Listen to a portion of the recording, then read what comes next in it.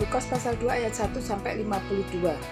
Lukas pasal 2 ayat 1 sampai dengan 6 sampai dengan 7, kelahiran Yesus.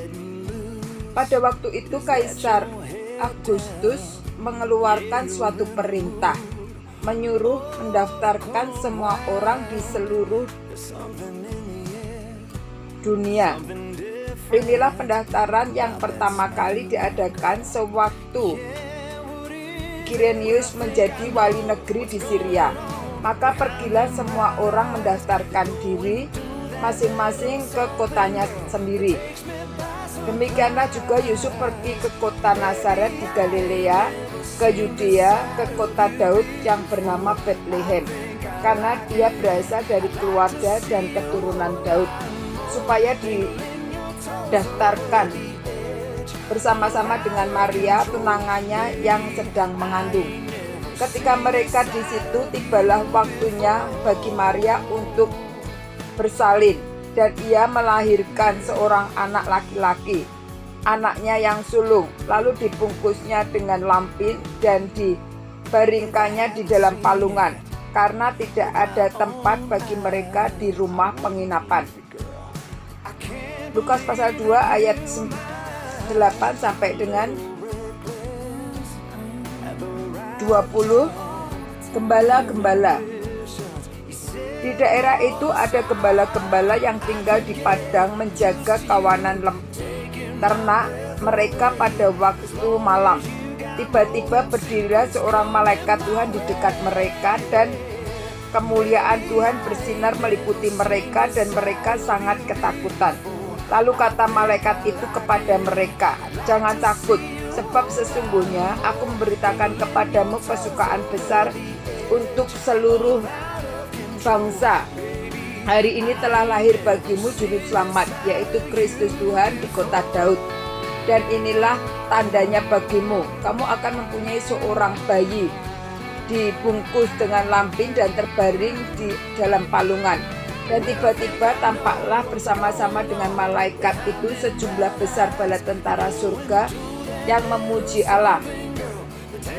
Katanya, "Kemuliaan bagi Allah di tempat yang maha tinggi, dan damai sejahtera di bumi di antara manusia yang berkenan kepadanya."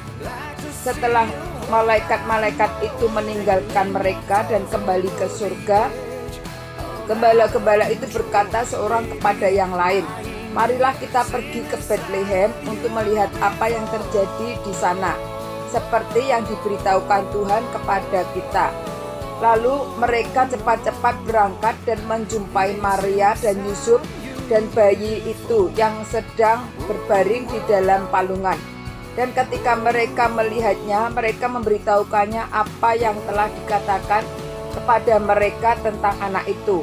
Dan semua orang yang mendengarnya heran tentang apa yang dikatakan bagi gembala-gembala itu kepada mereka. Tetapi Maria menyimpan segala perkaranya di dalam hatinya dan merenungkannya. Maka kembalilah gembala-gembala itu sambil memuji dan memuliakan Allah karena segala sesuatu yang mereka dengar dan mereka lihat. Semuanya sesuai dengan apa yang telah dikatakan kepada mereka. Lukas pasal 2 ayat 21 sampai dengan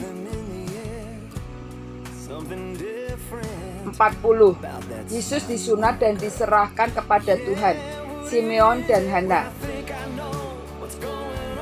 Dan ketika genap 8 hari dan ia harus disunatkan, ia diberi nama Yesus, yaitu nama yang disebut oleh malaikat itu sebelum ia dikandung ibunya. Dan ketika genap waktu pentahiran menurut hukum Taurat Musa, mereka membawa dia ke Yerusalem untuk menyerahkannya kepada Tuhan. Seperti ada tertulis dalam hukum Tuhan, semua anak laki-laki sulung harus dikuduskan bagi Allah, dan untuk mempersembahkan korban menurut apa yang difirmankan dalam hukum Tuhan, yaitu sepasang burung tekukur dan 2 ekor anak burung merpati. Adalah di Yerusalem seorang bernama Simeon.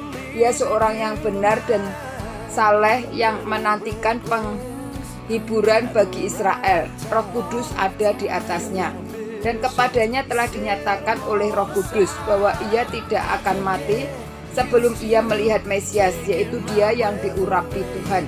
Ia datang ke bait Allah oleh Roh Kudus ketika Yesus anak itu dibawa masuk oleh orang tuanya untuk melakukan kepadanya apa yang ditentukan hukum Taurat. Ia menyambut anak itu dan menatangnya sambil memuji Allah, katanya, "Sekarang Tuhan, biarkanlah hamba-Mu ini pergi dalam damai sejahtera, sesuai dengan firman-Mu. Sebab mataku telah melihat keselamatan yang daripada-Mu, yang telah Engkau sediakan di hadapan segala bangsa, yaitu terang yang menjadi penyataan bagi bangsa-bangsa lain dan menjadi kemuliaan bagi umatku Israel." Dan bapa serta ibunya amat heran akan segala apa yang dikatakan tentang dia. Lalu Simeon memberkati mereka dan berkata kepada Maria, ibu anak itu, "Sesungguhnya anak ini ditentukan untuk menjatuhkan atau membangkitkan banyak orang di Israel, dan untuk menjadi suatu tanda yang menimbulkan perbantahan, dan suatu pedang akan menembus jiwanya sendiri, supaya menjadi nyata pikiran hati banyak orang." Lagi pula di situ ada Hana, seorang nabi perempuan, anak Penuel dari suku Asyer. Ia sudah sangat lanjut umurnya. Sesudah kawin, ia hidup 7 tahun lamanya bersama suaminya, dan sekarang ia janda dan berumur 84 tahun. Ia tidak pernah meninggalkan bait Allah dan siang malam beribadah dengan berpuasa dan berdoa.